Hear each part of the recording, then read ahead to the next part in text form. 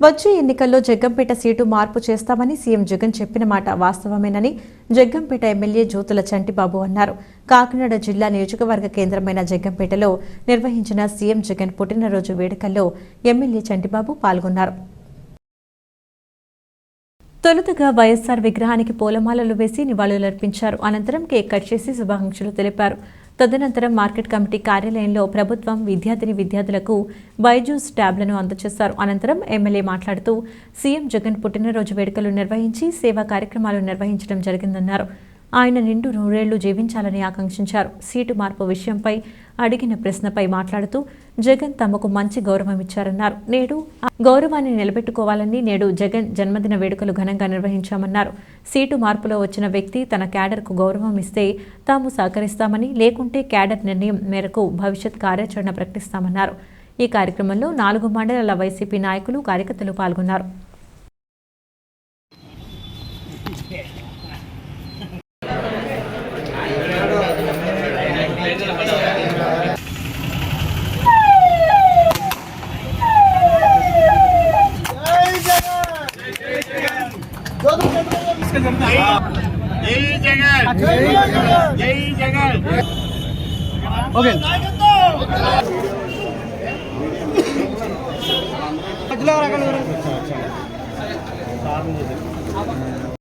ఇవాళ గౌరవ ముఖ్యమంత్రి వర్యులు వైఎస్ జగన్మోహన్ రెడ్డి గారి జన్మదినం సందర్భంగా జగ్గంపేట హెడ్ క్వార్టర్లో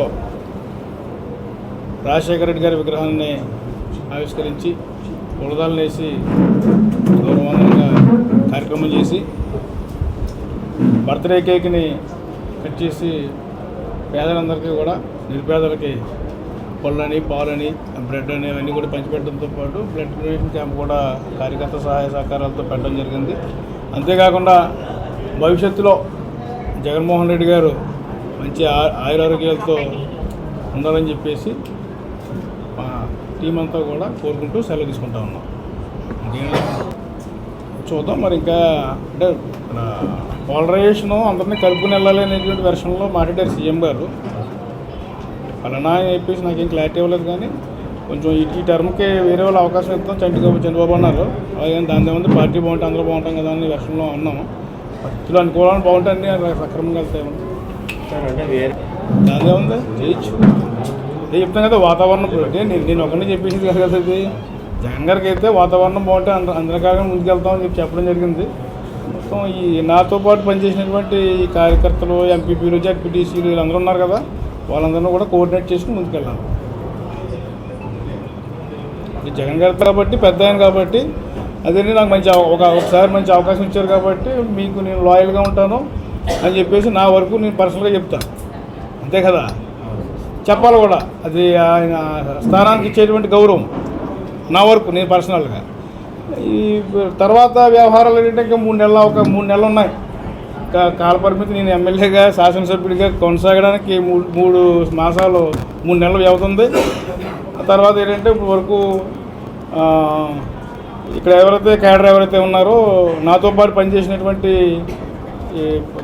క్యాడర్ అంతా కూడా గతంలో రకరకాల ఇబ్బందులు పడి ఉన్నటువంటి పరిస్థితులు ఉన్నాయి. మీ ద్వారానే కూడా ప్రెస్ మీట్లు అవి పెట్టుకోవడం జరిగింది.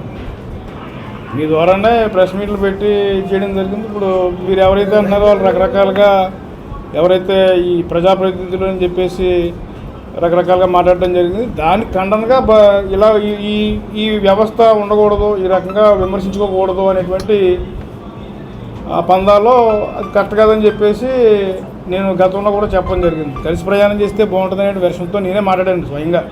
మా నుంచి ఇప్పుడు ఇక్కడ ఉన్నటువంటి మార్కెట్ కమిటీ చైర్మన్ గారు, కొత్తపల్లిలో జనపరెడ్డి సుబ్బారావు గారు, మా ఎంపీపీ గారు, తోటరావు గారు, వీళ్ళందరూ కూడా ప్రజాప్రతినిధులుగా ప్రజల నుంచి నెగ్గినటువంటి ఎంపీపీలు, జడ్పీటీసీలు, సర్పంచులు, ఎంపీటీసీలు అందరూ ఉన్నారు. వీరందరినీ కాదని చెప్పేసి నేనేదో